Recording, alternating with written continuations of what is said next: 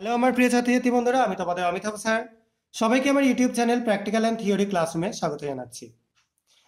আজকে তোমাদের যে টেস্টটা করে দেখাবো সেটাও কনফার্মেটিভ টেস্ট, এবং আগের দিনে যে দুটো র্যাডিক্যাল আমি করিয়েছিলাম Pb2+ আর Cu2+, তারপরের এই দুটো আমি করাচ্ছি Fe2+ এবং Fe3+।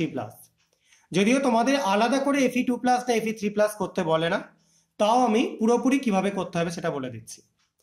আমি এখানে Fe3+ এর স্যাম্পল হিসাবে নিয়েছি FeCl3, ঠিক আছে, ফেরিক ক্লোরাইড। আর Fe2+ হিসাবে নিয়েছি আমরা ফেরাস সালফেট। Fe3+ এর জন্য আমরা সলিউশনটা রেডি করেই রেখেছি, কিন্তু Fe2+ এর সলিউশন রেডি করে রাখিনি এই কারণে, কারণ এটা খুব তাড়াতাড়ি অক্সিডাইজ হয়ে যায়। আমরা ইনস্ট্যান্ট সলিউশন তৈরি করে এটা করবার চেষ্টা করব, এবং এই সলিউশনটা করতে হবে ডিস্টিল ওয়াটারে। তো যাই হোক, আমরা আপাতত ডিস্টিল ওয়াটার নিয়ে এই এক্সপেরিমেন্টটা করছি। তো প্রথমে আমরা Fe2+ এর স্যাম্পল নিয়ে নিচ্ছি। এর মধ্যে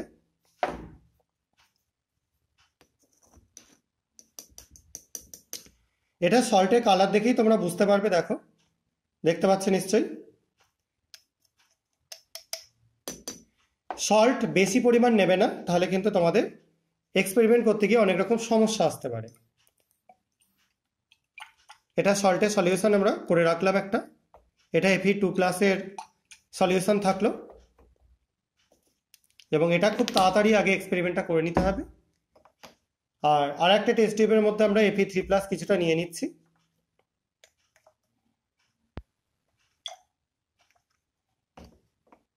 তার সঙ্গে আরেকটাতেও নিয়ে নিচ্ছি, দুটোতে Fe3+ নিয়ে নিচ্ছি। কেন নিচ্ছি একটু পরে তোমাদের বোঝাবো।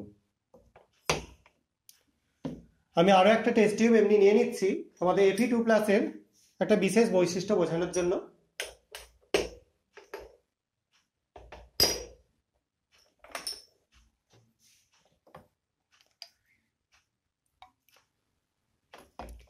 তাহলে দুটোই থাকলো Fe2+ আর দুটোই থাকলো Fe3+। এবার ফার্স্টে আমরা যে রিয়েজেন্টটা ইউজ করব সেটা আমাদের খুব পরিচিত, পটাশিয়াম ফেরোসায়ানাইড সলিউশন। আমরা Fe2+ এর মধ্যে অ্যাড করছি, Fe3+ এর মধ্যে অ্যাড করছি। দেখো, দুটোর জন্যই প্রায় সেম কালারেশন দেখতে পাচ্ছ, একটু সামান্য লাইট আর ডিপের তারতম্য রয়েছে, ঠিক আছে। যদিও তোমরা এটা খুব তাড়াতাড়ি ইনস্ট্যান্ট বুঝতে পারবে না, তাহলেও তোমাদের পার্থক্যটা বোঝানোর জন্য আমি দেখিয়ে দিলাম। তো এটা হচ্ছে পটাশিয়াম ফেরোসায়ানেট দেওয়াতে প্রুসিয়ান ব্লু কালারেশন তৈরি হলো, একটা ডিপ একটা লাইট, এটার জন্য কিছু এসে যাবে না। এবার আমরা অ্যামোনিয়াম থায়োসায়ানেট দেবো, দুটোতেই দেবো। দেখো, Fe2+ দিলাম,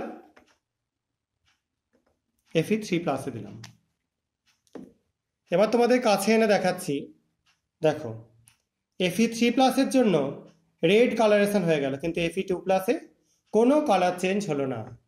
তো এই এক্সপেরিমেন্ট দিয়েই আমরা খুব সহজেই এই দুটোকে ডিফারেন্সিয়েট করতে পারবো যে Fe2+ আছে না Fe3+ আছে। তাহলে এই যে Fe2+ বা 3+, অর্থাৎ 2+ হলে ফেরাস আর 3+ হলে ফেরিক, এই দুটোই কি করে তোমরা কনফার্ম হবে সেটার জন্য আমি টেস্ট দেখিয়ে দিলাম। আয়রনটা গ্রুপ 3 পড়ে, তো গ্রুপ 3 এই দুটো তোমাদের সিলেবাসে ছিল। এটা ছাড়াও Al3+ ছিল, এটা দিয়ে কি টেস্ট করতে হয় সেটা আমি পরে বলে দেবো। পরবর্তী ভিডিওগুলো তোমরা একটু দেখো, তাহলে তারপরের দিকে যারা আছে তাদের সবকটাকে আইডেন্টিফাই করা আমি এইভাবে কনফার্মেটিভ টেস্টের মাধ্যমে করা দেখিয়ে দেবো। আশা করা যায় তোমরা বুঝতে পেরেছো। যদি কারো কোনো কনফিউশন থাকে তাহলে তোমরা কমেন্ট সেকশনে জানাতে পারো।